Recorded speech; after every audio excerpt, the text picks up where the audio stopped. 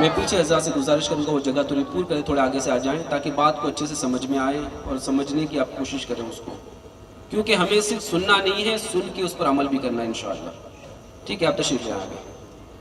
نعرہ تکبیر، نعرہ رسالت، نعرہ رسالت۔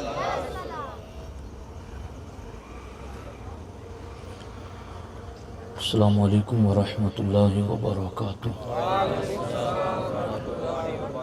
نحمده ونصلي ونسلم على رسوله الكريم، اما بعد، فاعوذ باللہ من الشیطان الرجیم، بسم اللہ الرحمن الرحیم۔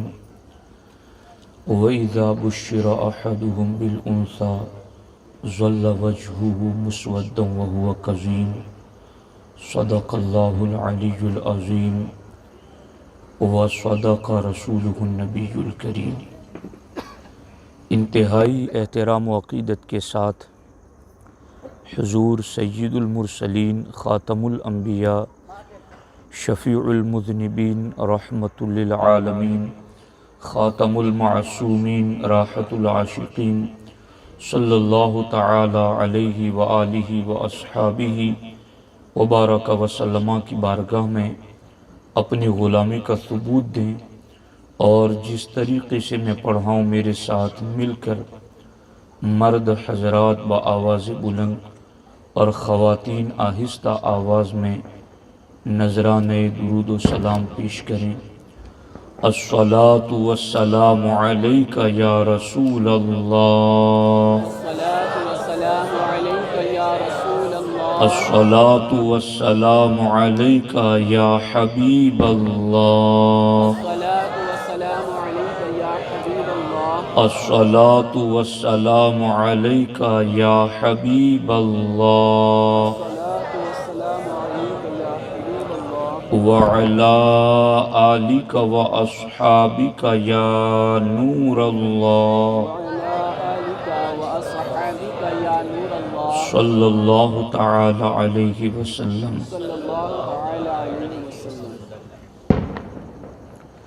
طریقہ مصطفیٰ کو چھوڑنا ہے وجہ بربادی، اسی سے قوم دنیا میں ہوئی ہے بے اقتدار اپنی، ہمیں کرنی ہے شہنشاہ بطحا کی رضا جوئی، وہ اپنے ہو گئے تو رحمت پروردگار اپنی۔ دوستان محترم، مجھ سے پہلے حضرت مولانا صفدر صاحب قبلہ علم کے حوالے سے ایک بہترین خطاب فرما رہے تھے۔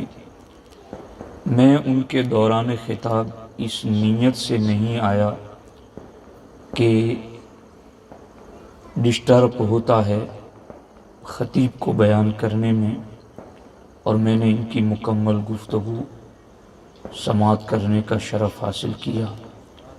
اللہ تبارک و تعالی ہمیں علم دین کا صحیح ذوق و شوق عطا فرمائے اور اہل علم کی قدر کی توفیق عطا فرمائے۔ میں نے ان کی گفتگو کو سننے کے بعد امام غزالی کے ایک فرمان کی طرف میری توجہ گئی، وہ میں عرض کر کے پھر مختصر چند باتیں عرض کر دوں گا۔ امام غزالی فرماتے ہیں، انسان سب کے سب مردہ ہے سوا علم والوں کے، اور علم والے سب کے سب سوئے ہوئے ہیں سوا عمل کرنے والوں کے، اور عمل کرنے والے سب کے سب خسارے میں ہیں سوا اخلاص والوں کے، اور اخلاص والے سب کے سب خطرے میں ہیں سوا تکبر سے بچنے والوں کے۔ تو دوستان محترم، جہاں علم ہو وہاں عمل بھی ہو، جہاں عمل بھی ہو وہاں اخلاص بھی ہو، اور جہاں اخلاص ہو وہاں تکبر سے بچنا بھی ہو۔ جب ایسا عالم دین ہمیں میسر آتا ہے تو وہ بستی کو گلشن میں تبدیل کر دیتا ہے، اور یہ آپ حضرت مولانا شعیب رضا صاحب کے وجود سے اپنی بستی کو سمجھ سکتے ہیں کہ ان کے آنے سے پہلے کیا ماحول تھا. ان کی انتھک کوششیں، محنتیں، لگاتار قوم کے پیچھے لگے رہنا، شادیوں میں، جنازوں میں، ایصال ثواب کے موقع پر ہر جگہ مولانا شعیب رضا صاحب اس طاق میں لگے رہتے ہیں کہ کوئی بھی موقع ہو دین کا پیغام پہنچے، کوئی بھی موقع ہو ہماری قوم خرافات سے بچیں اور دین پر عمل کریں. آج کا یہ اجتماع انہی کی کوششوں کا ایک بہتر گلدستہ ہے اور آپ ان کی محنتوں کو دیکھ رہے ہیں. تو یقیناً امام غزالی کے اس فرمان کو پڑھنے کے بعد جب میں انہیں دیکھتا ہوں تو مجھے اس فرمان پر ان کا عمل نظر آتا ہے. اللہ تبارک و تعالی ان کے علوم میں خوب برکتیں عطا فرمائے اور اللہ ایسے علماء کی ہمیں قدر کی توفیق عطا فرمائے. دوستان محترم، محمد وکیل صاحب کی صاحبزادی کے نکاح کے موقع پر یہ محفل منعقد ہیں. میں چند ایسی باتیں عرض کروں گا جن کی ضرورت ہے قوم کو. ہمارے نبی صلی اللہ علیہ وآلہ وسلم نے ارشاد فرمایا کہ جب کسی کے یہاں بیٹی پیدا ہوتی ہیں تو اب رحمتوں کا سلسلہ دیکھنا. میں اور آپ مرد اور عورتیں سب کے سب اس بات کے خواہش مند رہتے ہیں کہ اللہ کی رحمتیں ہمیں ملیں. آپ جانتے ہیں یہ رحمتیں جن وجوہات اور اسباب کی وجہ سے ملتی ہیں ان میں سے ایک بڑا سبب گھر میں بیٹی کی ولادت بھی ہے. ہمارے نبی فرماتے ہیں جس گھر میں بیٹی کی ولادت ہوتی ہے رحمان رب اس گھر میں فرشتوں کو بھیجتا ہے. فرشتے اس گھر میں آتے ہیں تو صرف رحمت کے فرشتوں کا آ جانا یہی تو ہماری تمنا تھی. تو بیٹی پیدا ہوئی اللہ کی رحمتوں کو لے کر. رحمت کے فرشتوں کو رحمان رب بھیجتا ہے اور پھر صرف آتے نہیں فرشتے گھر میں آ کر کہتے ہیں السلام علیکم یا اہل البیت. اے وہ گھر والے جن کے گھر میں بیٹی پیدا ہوئی تم سب کو سلام ہو. فرشتے سلام کرتے ہیں. اسی پر بس نہیں، پھر اس بچی اور بیٹی کو رحمت کے فرشتے اپنے نورانی پروں سے ڈھانپ لیتے ہیں اور اس کے بعد وہ فرشتے کہتے ہیں کہ جو اس بیٹی کو کھلائے گا پلائے گا اس کی کفالت اور ذمہ داری اٹھائے گا اللہ تبارک و تعالی اسے انعام میں جنت عطا فرمائے گا.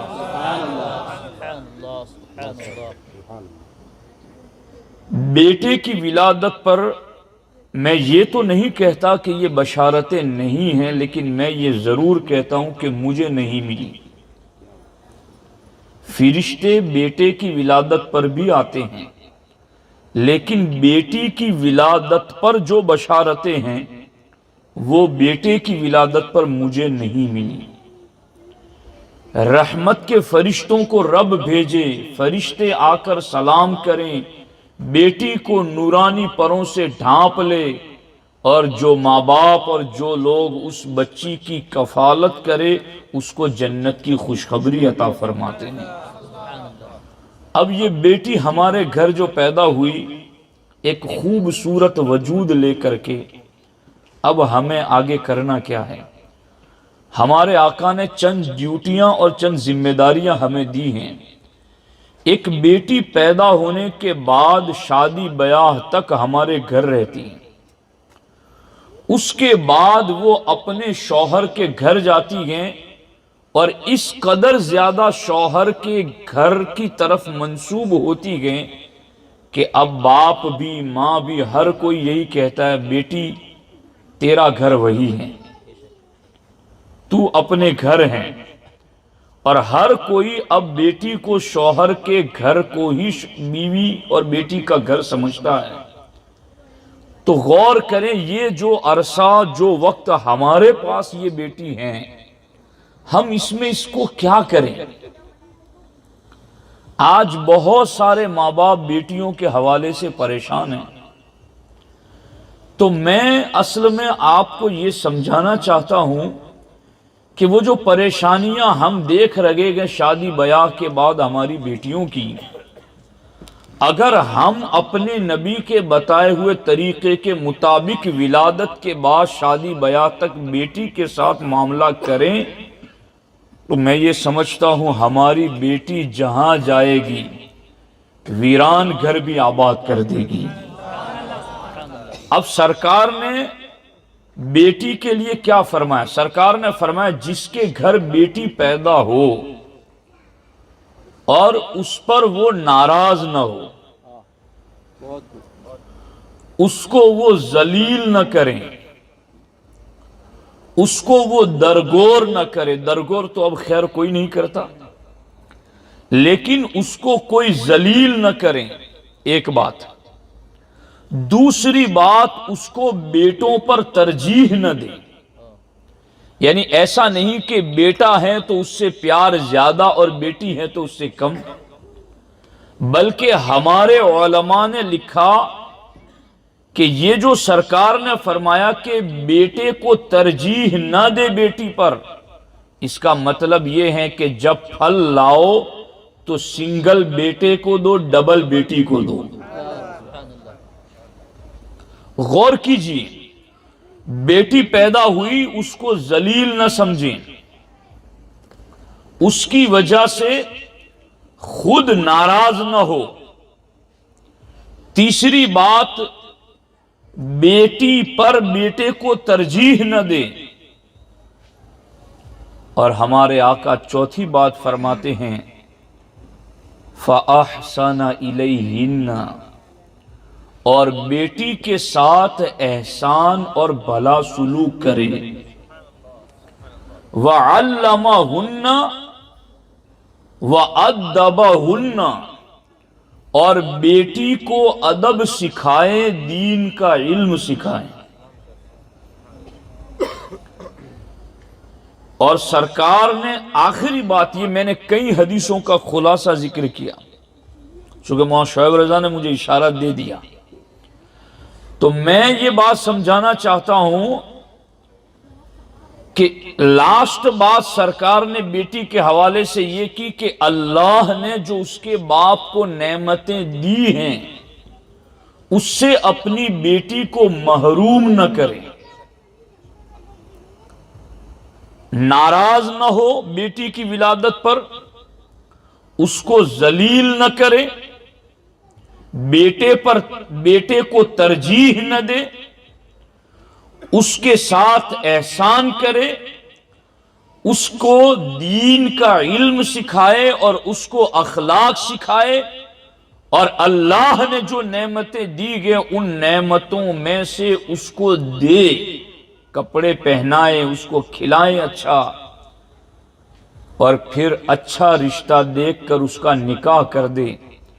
تو میرے آقا فرماتے ہیں کُنَّ لَهُ سِتْرًا مِّنَ النَّارِ، کہ جو ایسا کرے گا بیٹیاں ان کے لیے جہنم میں جانے سے رکاوٹ بن جائے گی، یہ بیٹیاں اس کو جہنم میں گرنے نہیں دے گی۔ وہ آپ نے 12 روایت سنی ہوگی، ایک شخص عرفات میں کنکر کو اٹھاتا ہے ساتھ، اور ان کنکروں پر اللہ کو ایک ہونے کے بارے میں اور حضور کے آخری نبی ہونے پر گواہ بناتا ہے۔ اے کنکریوں گواہ رہنا، میں اللہ کو ایک مانتا ہوں۔ ماننے والوں کے انداز سیکھو دوستو۔ ہم نے تو کبھی راہ چلتے ہوئے زور سے درود اور اللہ کا ذکر بھی اس نیت سے نہیں کیا کہ یہ زمین اللہ کے ذکر پر میرے لیے گواہ ہو. کیا کرو یہ کام. کسانی کرتے ہو، کھیتی باڑی کرتے ہو، کھیت میں دانہ ڈالتے ڈالتے اس دانے کو اللہ کی توحید اور نبی کی رسالت پر گواہ بنایا کرو. ہمارے بزرگان دین کا طریقہ یہ تھا، وہ جہاں سے بھی گزرتے مسجد نظر آتی تو 2 رکعت تحیۃ الوضو اور تحیۃ المسجد ضرور ادا کرتے تھے، چونکہ وہ جانتے تھے کہ یہ جگہ میرے ایمان پر گواہ بنے گی. تو وہ شخص اس نے 7 کنکر اٹھائے، ان پر کلمہ شہادت پڑھ کر پھونک دیا، ان کو گواہ بنا لیا. اس کے بارے میں روایت میں آیا کہ جب اس کا فیصلہ ہوا کہ اسے جہنم میں لے جاؤ، تو جب جہنم میں لے جایا جانے لگا تو فرشتے جس دروازے پر لے جاتے ایک بڑی چٹان دروازے پر آ جاتی، تو فرشتے دوسرے دروازے پر لے جاتے، وہاں بھی چٹان آ جاتی. 7 دروازے، لہا 7 ابواب، 7 دروازوں پر فرشتے گھوم گھوم کر آئے، مگر ہر دروازہ بند. اللہ کی بارگاہ میں عرض کیا، یا اللہ، اس کے بارے میں ہمیں حکم ملا ہے کہ ہم اس کو جہنم میں ڈال دیں، مگر جہنم میں ڈالے کہاں سے؟ یہاں تو ہر دروازے پر چٹان آ کر کے رک گئی ہیں. تو پھر ان کو جواب دیا گیا، یہ چٹانیں نہیں ہیں، یہ وہ کنکریاں ہیں جن کنکریوں کو اس نے میری توحید اور میرے محبوب کی رسالت پر گواہ بنایا تھا. تو یہ کنکریاں جہنم میں گرنے سے رکاوٹ بن گئی، یہ کنکریاں جہنم میں گرنے سے آڑ بن گئی. ہمارے آقا فرماتے ہیں، جس کے یہاں بیٹی کی ولادت ہو وہ ناراض نہ ہو، اسے ذلیل نہ کریں، اس کو بیٹے کو اس پر ترجیح نہ دیں. جو رب نے اسے دیا ہے اس کو اپنی بیٹی پر نچھاور کرتا رہیں، اس کو دین سکھائیں، اس کو ادب سکھائیں. یہ ساری چیزیں اگر وہ کرتا ہے تو سرکار فرماتے ہیں، کُنَّ لَهُ سِتْرًا مِّنَ النَّارِ، پھر یہ بیٹیاں بھی اس باپ کے لیے جہنم سے رکاوٹ بن جائے گی.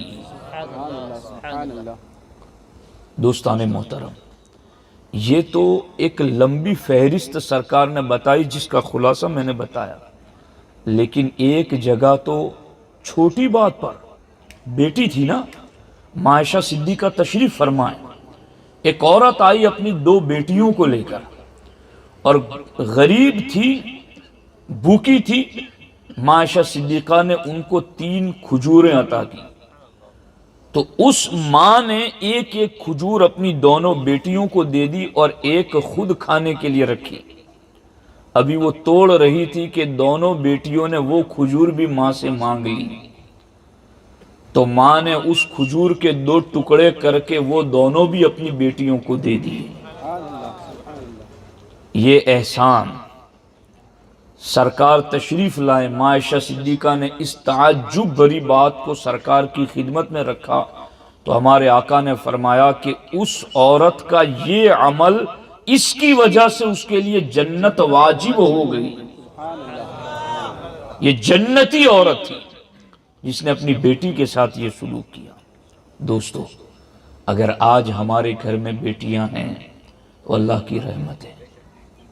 ان کو دین سکھاؤ، ان کو ادب سکھاؤ. اللہ نے جو دیا ہے وہ نعمتیں ان پر نچھاور کرو. ہمارے آقا علیہ السلام کے گھر جب بھی کوئی اچھا کھانا پکتا تھا تو سرکار دو عالم صلی اللہ علیہ وسلم اسے سیدہ فاطمۃ الزہرا کے گھر بھیجا کرتے تھے. تو دوستان محترم، بیٹیوں کی عمدہ تعلیم کرنی ہے. اب یہاں جو بیٹیاں ہمارے یہاں سیکھتی ہیں وہ کیا سیکھتی ہیں؟ پیدائش سے لے کر کے اس کے شادی بیاہ تک کے عرصے میں ہم اپنی بیٹی کو کیا سکھاتے ہیں؟ کیا اس بیٹی کو یہ پتا ہے کہ شوہر کے حقوق کیا ہیں؟ کیا اس بیٹی کو ہم نے قرآن پڑھنا سکھایا؟ کیا اس بیٹی کو ہم نے اپنے نبی کے فرامین پر عمل کرنا سکھایا؟ کیا ہم نے اس بیٹی کو دین کی تعلیم دی؟ حضرت اسماء بنت خارجہ رضی اللہ تعالی عنہا، انہوں نے اپنی بیٹی کو الوداع کرتے وقت جو نصیحت کی تھی، میں سمجھتا ہوں آج ہر ماں کو اپنی بیٹی کو نکاح کے بعد ودا کرتے وقت یہ نصیحت کرنی چاہیے۔ حضرت اسماء بنت خارجہ اپنی بیٹی کو شادی کے بعد جب اپنے شوہر کے گھر جا رہی تھی، وہ اس وقت اپنی بیٹی سے کہا تھا، میری بیٹی تم ایک ایسے انجان گھر کی طرف جا رہی ہو جس سے تم واقف نہیں ہو، اور تم ایک ایسے ساتھی کی سنگت میں جا رہی ہو جس سے تم پہلے واقف نہیں ہو، لیکن میری بیٹی میں تجھے نصیحت کرتی ہوں، تو اجنبی گھر جا رہی ہے، اجنبی شخص کے ساتھ جا رہی ہے، لیکن میری نصیحتوں پر عمل کرے گی تو وہ جگہ تیرے لیے اجنبیت والی نہیں رہے گی۔ ماں وہ کیا نصیحتیں ہیں؟ ماں نے کہا، میری بیٹی تو اپنے شوہر کے لیے زمین بن جانا، وہ تیرے لیے آسمان بن جائے گا۔ تو اپنے شوہر کے لیے اس کا بچھونا بن جانا، وہ تیرے لیے ستون بن جائے گا۔ تو اپنے شوہر کے لیے کنیز بن جانا، وہ تیرے لیے غلام بن جائے گا۔ تو اپنے شوہر سے کمبل کی طرح چمٹ کر نہ رہنا کہ وہ تجھے پھینک دے، اور اتنا بھی دور نہ رہنا کہ وہ تجھے بھول جائیں۔ اس کے کان کی حفاظت کرنا، اس کی زبان کی حفاظت کرنا، اس کی آنکھوں کی حفاظت کرنا۔ اور اے میری بیٹی، جب تیرا شوہر تجھ سے خوش ہو تو اس کے قریب رہنا، تجھ سے ناراض ہو تو حالات کو سمجھنا۔ حضرت اسماء بنت خارجہ نے یہ جو نصیحتیں کی تھی، کیا آج کی ماں اپنی بیٹی کو یہ نصیحت کرتی ہے؟ آج تو یہ نہیں کہا جاتا، ذرا تکلیف ہو تو برداشت نہ کرنا، واپس چلے آنا، ساس کو ایسے جھڑک دینا پہلے ہی مرتبہ میں تاکہ وہ تجھ پر غالب نہ آ سکے۔ دوستو، ہم کیا سکھا رہے ہیں اپنی بیٹی کو؟ جس کا ایک لمبا پیریڈ ہمارے پاس تھا دین سکھانے کا، وہ دین تو نہیں سکھایا، مگر گھر گرستی جو اس کو گھر آباد کرنے کا طریقہ تھا وہ بھی ہم نے نہیں سکھایا۔ اس کی وجہ سے نتیجہ اور انجام کیا ہوتا ہے؟ انجام سے بے خبر باتیں نہ کرو، انجام اور نتیجے سے بے خبر نصیحتیں نہ کرو۔ حضرت اسماء بنت خارجہ کی اس نصیحت پر عمل کرو۔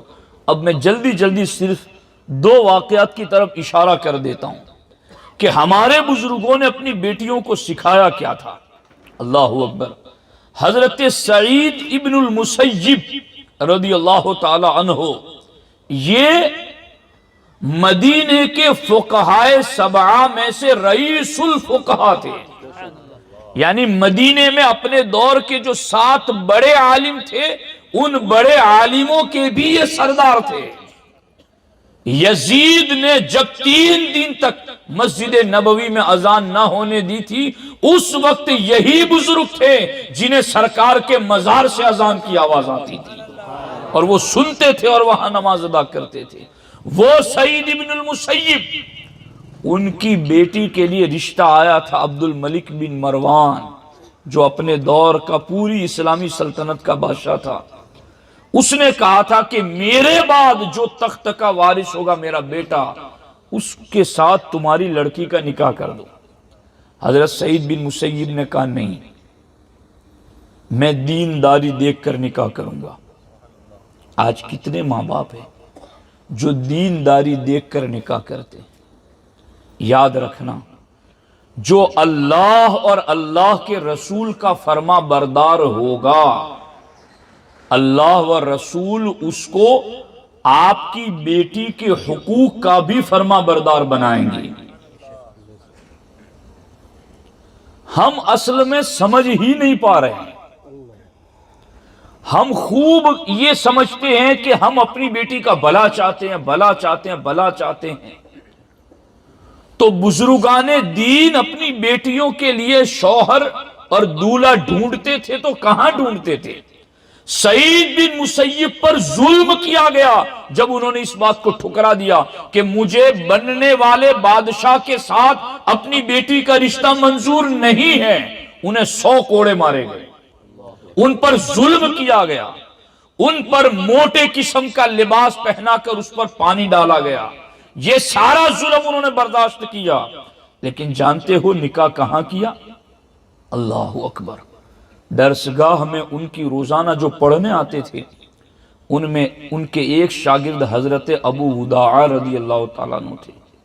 امام غزالی نے اس کو احیاء العلوم شریف میں لکھا. ابو وداع ایک مرتبہ 1 ہفتہ تک غائب رہے درسگاہ سے. 1 ہفتے کے بعد آئے تو استاد صاحب نے پوچھا کہ کیوں غائب تھے؟ کہا حضور میری بیوی کا انتقال ہو گیا تھا اس لیے میں غائب تھا. وہاں شعیب صاحب اس سے یہ بھی پتا چلا کہ اس دور میں شادی شدہ لوگ بھی پڑھنے کے لیے آتے تھے. کاش لوگوں کو یہ چیزیں سمجھ میں آ جائے. میں اصل میں یہ اسلام کی وہ روح تمہیں سمجھانا چاہتا ہوں. جو نمازوں کے پابند ہیں ان سے پوچھو کہ سجدے کی لذت تو جدا ہے، یہ جب وضو کرتے ہیں تو کتنے مطمئن ہو جاتے ہیں. تو دین پر عمل کرنے میں خسارہ ہے ہی نہیں. دین پر عمل کرنے میں دنیا کا بھلا تو ہے ہی ہے، آخرت میں بھی رب بھلائی عطا فرماتا ہے. دیکھیے یہاں پر سعید بن مسیب نے ابو وداع کو کہا کہاں غائب تھے؟ کہا حضور بیوی کا انتقال ہو گیا تھا. کہا مجھے بتا دیتے میں بھی جنازے میں حاضر ہو جاتا. ابو وداع کہتے میں خاموش رہا. اس کے بعد جب درسگاہ چھٹ گئی، پڑھنے والے چلے گئے، تو مجھے کہا کہ تم بیٹھے رہنا. مجھے قریب بلایا حضرت سعید بن مسیب نے اور بلا کر کہا کہ تمہاری دوسری شادی ہو گئی؟ کہا حضور میں بہت غریب شخص ہوں، پہلی ہی مرتبہ مجھے مشکل سے رشتہ ملا تھا، اب تو میں شادی شدہ، بیوی کا انتقال ہو گیا، پہلے سے غریب تھا اب بھی غریب ہوں، اب مجھے دوسری مرتبہ کون اپنی بیٹی دے گا؟ سعید بن مسیب کہتے کیا ایسی لڑکی سے نکاح کرنا چاہتے ہو جو حافظ قرآن ہے؟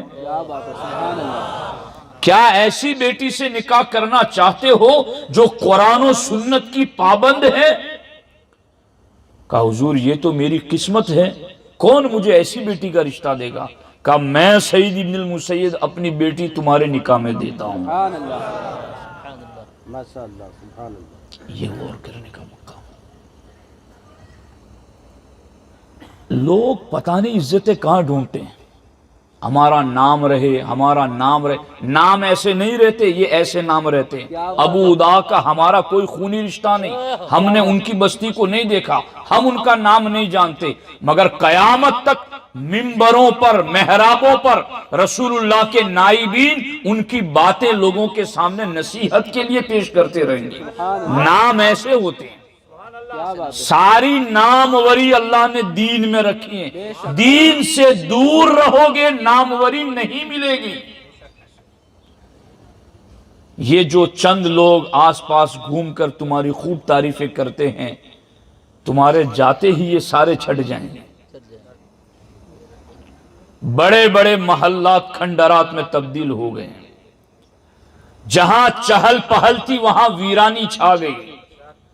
جہاں لوگوں کی آمد و رفت تھی وہاں مردنی طاری ہو گئی. جہاں نغمے ہوا کرتے تھے آج وہاں کوے بول رہے ہیں. یہ ساری باتیں وہاں ہوتی ہیں جہاں دین نہیں ہوتا، لیکن جہاں دین ہوتا ہے وہاں مزار میں لیٹ بھی جائے تو ہر دم ہجوم لگا رہتا ہے. یہ دین کی برکتیں. اور یہ نہ سمجھو کہ یہ جن کے مزارات بنے ہوئے ہیں وہی اللہ کے ولی، ان کے علاوہ کوئی اللہ کا ولی نہیں ہے. خدا کے بندو، اگر تم نے اپنی بستی میں سادگی کے ساتھ زندگی گزارتے ہوئے دین پر عمل کیا تو اگرچہ مزار نہ بن سکے مگر رب پسندیدہ بندوں میں ضرور شامل فرما دے گا. دین پر عمل تو کریں. ابو وداع کے ساتھ رشتے کی بات کی، رشتہ ہو بھی گیا. ابو وداع کہتے ہیں نکاح ہو گیا، میں گھر چلا گیا کہ اب ودائیگی کب ہوگی؟ جب ہوگی. گھر چلے گئے. فرماتے میں روٹی اور زیتون کا تیل لے کر مغرب کے وقت دسترخوان پر افطار کے لیے بیٹھا تھا، کیا بات ہے. افطار کے لیے بیٹھا تھا. تو اتنے میں دروازے پر دستک ہوئی. میں نے کہا من علی الباب، کون ہے؟ انا سعید. ابو دا کہتے میں سمجھ گیا یہ میرے استاذ ہی ہوں گے. گیا، میں نے دروازہ کھولا تو میرے استاذ کھڑے تھے. میں نے ادباً عرض کیا حضور آپ بلا لیتے، میں آ جاتا آپ کے گھر. آپ نے تکلیف اٹھائی. کہ آج میرا حق تھا کہ میں تمہارے گھر آتا. اب تمہارا نکاح ہو چکا ہے، اس لیے بغیر بیوی کے تمہارا رہنا اچھا نہیں ہے. میں اپنی بیٹی اور تمہاری بیوی کو تمہارے گھر الوداع کرنے آیا ہوں. ابو ادا فرماتے ہیں میں اپنی بیوی کو گھر میں لے کے آیا. میں نے چھت پہ چڑھ کے اعلان کیا کہ سعید بن مسیب نے اپنی بیٹی میرے نکاح میں دے دی ہے، وہ میرے گھر میں ہے. تو حضرت ابو ادا کہتے لوگوں کی بھیڑ لگی کہ یہ کیسے ہو گیا، یہ کیسے ہو گیا. ابو ادا کہتے میری والدہ نے آ کر کہا کہ 3 دن تک تم اس کے قریب نہیں جا سکتے، میں اس بچی کو 3 دن تک سنواروں گی. کیا بات ہے. اتنی خوشی تھی انہیں. اللہ اکبر. سرکار نے فرمایا تھا نا کہ پیدائش سے لے کر کے بیاہ تک تمہارے پاس ہے، اس کو دین سکھاؤ، علم سکھاؤ، اخلاق سکھاؤ. سعید بن مسیب نے کتنا سکھایا تھا اس بیٹی کو. صبح کو ابو ادا جانے لگے تو ان کی بیوی نے پوچھا کہ کہاں جا رہے ہو؟ کہا تمہیں پتا نہیں میں تمہارے باپ کی درسگاہ کا شاگرد ہوں، میں وہاں پڑھتا ہوں، حدیث کا علم حاصل کرتا ہوں. تو حضرت سعید بن مسیب کی بیٹی نے وہاں جواب دیا میرے سرتاج اب تمہیں علم حدیث پڑھنے کے لیے وہاں جانے کی ضرورت نہیں ہے. اعلمک ما اعلم ابی ہناک، میرے باپ جو تمہیں وہاں پڑھاتے تھے میں گھر بیٹھے تمہیں وہ پڑھا دوں. کیا بات. محدثین کی فہرست اٹھا کر دیکھے، ابو ادا کو ان کی بیوی نے اتنا پڑھایا کہ وقت کا محدث بنا دیا. سبحان اللہ سبحان اللہ. یہ تھا معاملہ. حضرت شیخ کیرمانی کی بات سن لو. کیا بات ہے. ماشاء اللہ. بالکل بالکل اجازت ہے.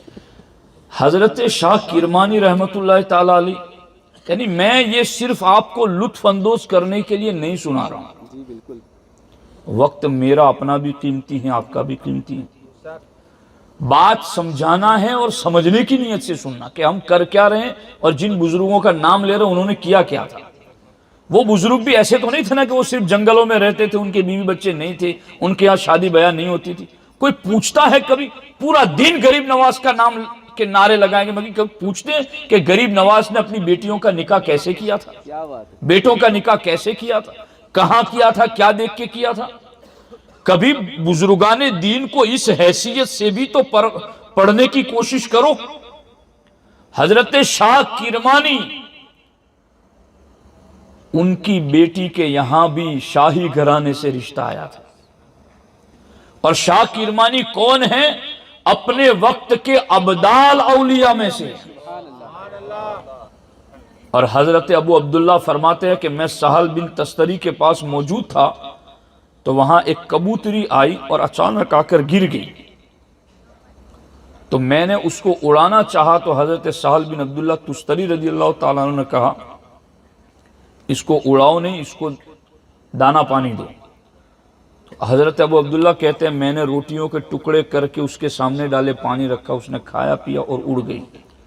تو حضرت ابو عبداللہ کہتے ہیں میں نے سہل بن عبداللہ تستری رضی اللہ تعالیٰ عنہ سے پوچھا کہ یہ کیا ماجرا ہے، مجھے سمجھ میں نہیں آیا. تو انہوں نے کہا کہ یہ کبوتری دراصل مجھے یہ بتانے کے لیے آئی تھی کہ حضرت شاہ کیرمانی کا وصال ہو چکا ہے. اتنے بڑے بزرگ غور کریں اس بات پر کہ جب ان کے گھر رشتہ آیا شاہی گھرانے سے تو انہوں نے مہلت مانگی کہ مجھے مہلت دی جائے 3 دن کی. اس کے بعد وہ رشتہ ڈھونڈنے کے لیے نکلے تو مسجدوں میں رشتہ ڈھونڈ رہے ہیں. کیا بات ہے.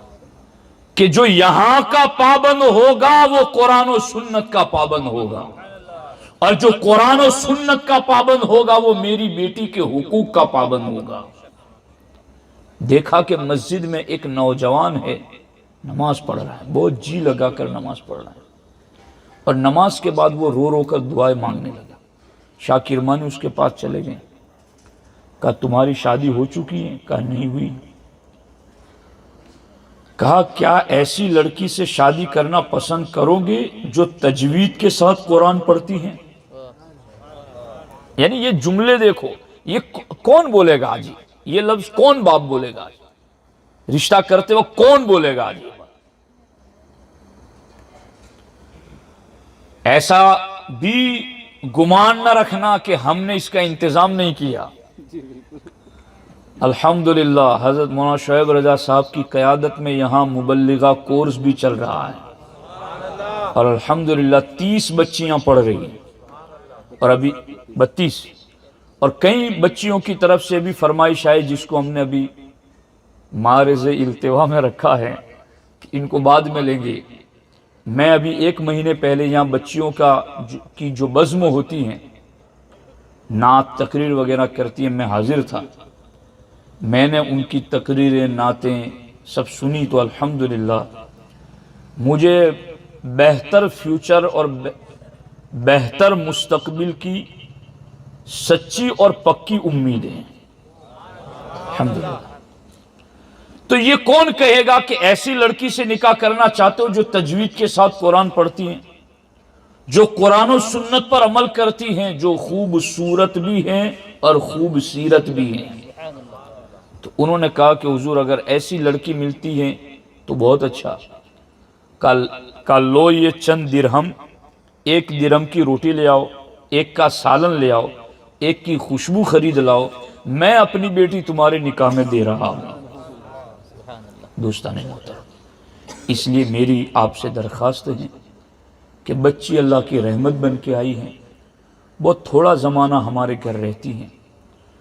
اب ہم اگر اتنا جان لیتے ہیں نا کہ ہمارے بیٹے کو آگے بہت آزمائشوں سے گزرنا ہے، تو ہم اس کو ٹرین کرتے ہیں، تیار کرتے ہیں۔ تو دوستو، ہماری بیٹی جو آج گھر میں ہے، کل وہ کسی کی بیوی بنے گی، پرسوں کسی کی ماں بنے گی، آگے جا کے کسی کی ساس بنے گی۔ یہ سارے مرحلوں سے اس کو گزرنا ہے۔ کبھی ماں بن کر کے وہ گھر کا کردار ادا کرے گی، کبھی بیوی بن کر کے، کبھی ساس بن کر کے۔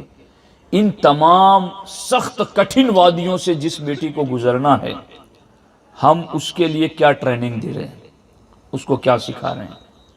اس لیے دوستان محترم، مجھے اس بات کی بھی بے حد خوشی ہے کہ حضرت مولانا شعیب رضا صاحب قبلہ کے زیر اہتمام یہاں خواتین میں بھی 15 روزہ سنی اجتماع ہوتا ہے۔ سنی دعوت اسلامی کی یہ ایک مضبوط شاخ ہے الحمدللہ، اور حضرت کی اہلیہ اور دیگر ہماری معلمات یہ عورتوں میں مردوں میں ہمیشہ دین و سنیت کے لیے کام میں لگے ہوئے ہیں۔ تو ان کے ساتھ جڑے رہیں، اپنی بچیوں کو مدرسہ مبلغہ کورس میں داخل کریں، اور اپنی گھر کی عورتوں کو، اپنی بچیوں کو جو 15 روزہ سنی اجتماع عورتوں کے لیے ہوتا ہے اس میں بھیجیں۔ خود ہفتہ واری سنی اجتماع میں آئیں، انشاءاللہ ہماری بیٹیاں بھی دین سیکھیں گی، ہماری عورتیں بیویاں بھی دین سیکھیں گی، ہم خود بھی دین سیکھیں گے، تو انشاءاللہ جہاں دین ہوتا ہے وہاں رحمتیں ہی رحمتیں ہوتی ہیں۔ تو یہ مختصر باتیں تھی۔ اللہ جل مجدہ الکریم کی بارگاہ میں دعا ہے، اللہ تبارک و تعالی ہمیں ان فرامین پر عمل کی توفیق عطا فرمائے، اور محترم جناب محمد وکیل بھائی کی صاحبزادی کے گھر کو اللہ آباد فرمائے۔ السلام علیکم ورحمۃ اللہ وبرکاتہ۔ صلاۃ و سلام کے